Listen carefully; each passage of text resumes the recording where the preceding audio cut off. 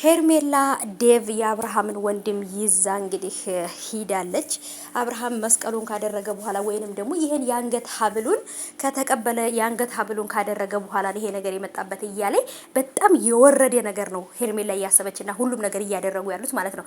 የአንገት ሀብሉ መስቀል ያለበት አንገት ሀብል የሰጠችው ሩታ በስጦታ መልክ ነው፣ ግን እነሱ ጋር ያሰቡት ግን በሌላ ነው። ምክንያቱም ማንም ሰው መጥፎ ስራ የሚሰራ ሰው ሁሉም ሰው እንደሱ መጥፎ ስራ የሚሰራ ስለሚመስለው ሁሉም ይቃዣል ማለት ነው።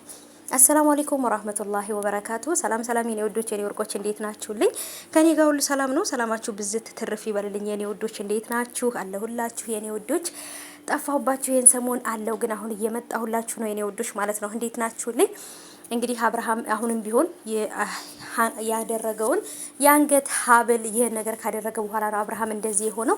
እንዴት ነው የአንገት ሀብል ሁለት አንገቱ ላይ የሚያደርገው? ስለዚህ ይሄ ነገሩ ወደ ሌላ እየሄደ ነው እያሉ እንደውም ጭራሽ የማይባል ነገር ከነሱ የማይጠበቅ ነገር ነው እያሉ ያሉት። እውነት ለመናገር በሌላ ሰው ጋር ሲተራ ወይንም ነገሩ ሲተነተን መጥፎ ነገር እያደረጉ ነው ያሉት ማለት ነው። ለሰዎች የሚያስተምር ነገር እንዳንል የሚያስተምር ነገር አይደለም።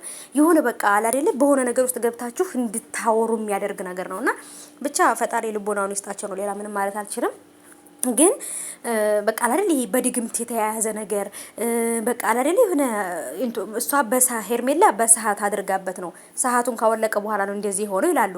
አሁን ደግሞ ሄርሜላ ሩታ በሰጠችው አንገት ሀብል በዚህ ምክንያት ነው ልጁ እንደዚህ የሆነው። ስለዚህ የአንገት ሀብሉን ይፍታና ያውልቀው። የአንገት ሀብሉን ካወለቀው በኋላ ልጁ በጣም ሰላም ይሆናል እያሉ ሌላ ፕሮሰስ ውስጥ ገብተውላችኋል። አብርሃም የአንገት ሀብሉን አላወልቅም፣ ሚስቴ ናት ስጦታ የሰጠችኝ አላወልቅም ስጦታ ነው ይላል። እና የኔ ወዶች የኔ ወርቆች ስራ ቢዚ ሆኜ ነው እንግዲህ እየተመላለስኩ ነው ማወራችሁ ማለት ነው። አብርሃም እንግዲህ ከዚህ ካለበት ነገር ይወጣል ብዬ አስባለሁ። እነሱ እንደሚያስቡት መጥፎ ነገር ሳይሆን በተቃራኒው ነው። ሩታ በጭራሽ እንደዚህ የምታደርግ ልጅ አይደለችም። ሄርሜላ አብርሃምንና የኔ ወዶች የኔ ወርቆች ማለት ነው ሄርሜላ እሷ ያደረገችውን ነገር ሩታም ታደርጓለች ብላ ስላሰበች ነው። ሌባ ናት ልጇን አታምንም እንደሚባለው ሄርሜላ ያጠፋችው ጥፋት ያደረገችው ነገር ስላለ በዛውም ልክ ደግሞ ሩታ ይሄን ነገር የምታደርግ ነው የመሰላት ማለት ነው እንጂ ሩታ በጣም ስነ ስርዓት ያላት ልጅ ናት። እንደዚህ አይነት ነገር ውስጥ የምትገባ ልጅ አይደለችም። በእምነቷ በጣም ጠንካራ ናትና ብቻ ከባድ ነው እውነት ለመናገር ማንኛው ሰው ትክክል እንደሆነ ራሱ ግራ ተጋባ ነው።